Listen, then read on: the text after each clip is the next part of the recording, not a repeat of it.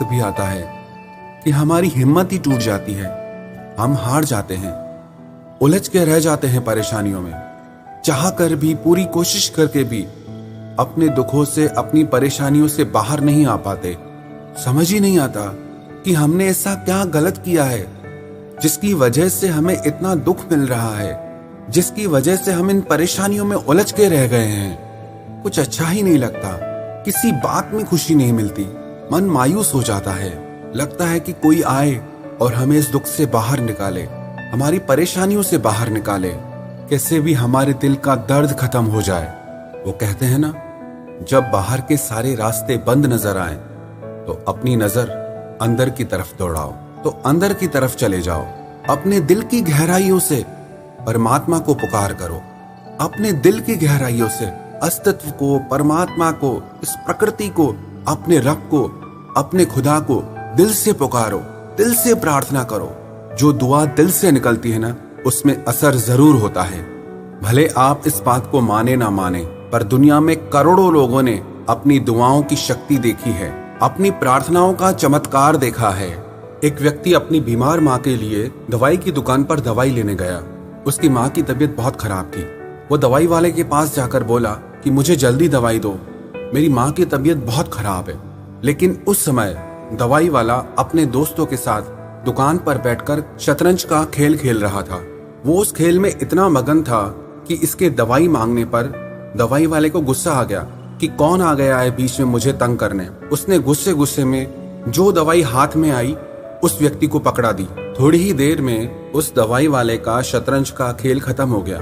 जब खेल खत्म हुआ तब उसे एहसास हुआ कि उस लड़के को उसने गलत दवाई पकड़ा दी है। और जैसे ही उसने देखा कि जो दवाई मैंने उस लड़के को दी है वो बहुत खतरनाक है, बहुत नुकसान करने वाली है, ये सोचकर वो दवाई वाला बहुत डर गया और मन ही मन परमात्मा से प्रार्थना करने लगा, पुकार करने लगा कि कैसे भी करके वो दवाई उसकी माँ तक ना पहुंचे, कैसे भी करके ये बात रुक जाए।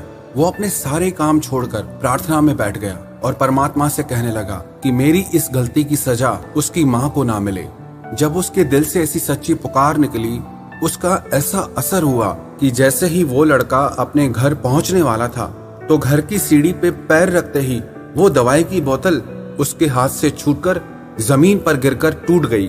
अब वो लड़का वापस उस दवाई वाले के पास आया और उससे आकर वापस दवाई मांगने लगा कि मेरे हाथ से वो दवाई की बोतल छूट गई है, आप मुझे दूसरी दवाई दो।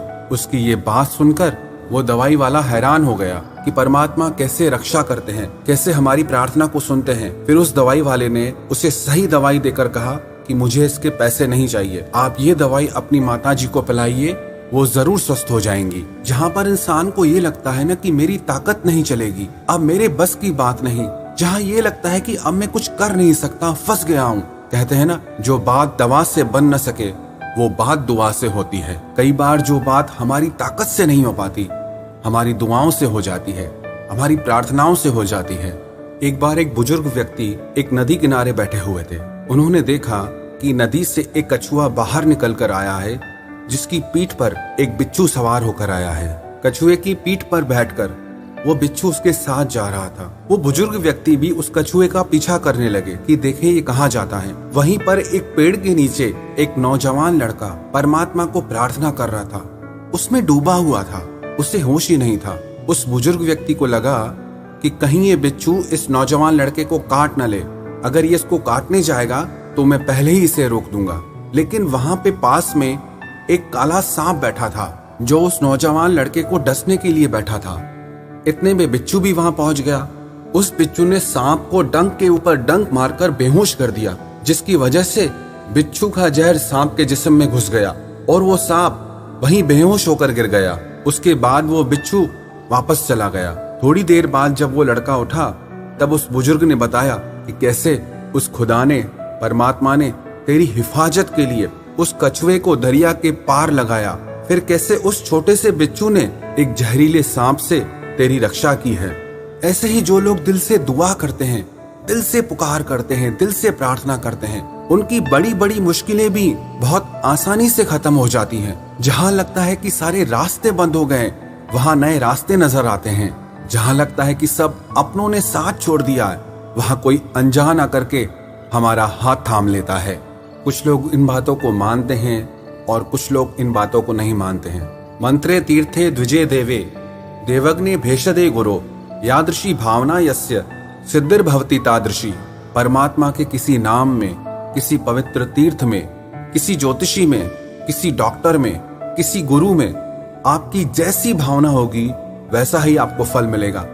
अगर आपको लगेगा कि ये सारी बातें बेकार हैं, बकवास हैं, कुछ नहीं रखा इनमें, तो आपको कुछ नहीं मिलेगा।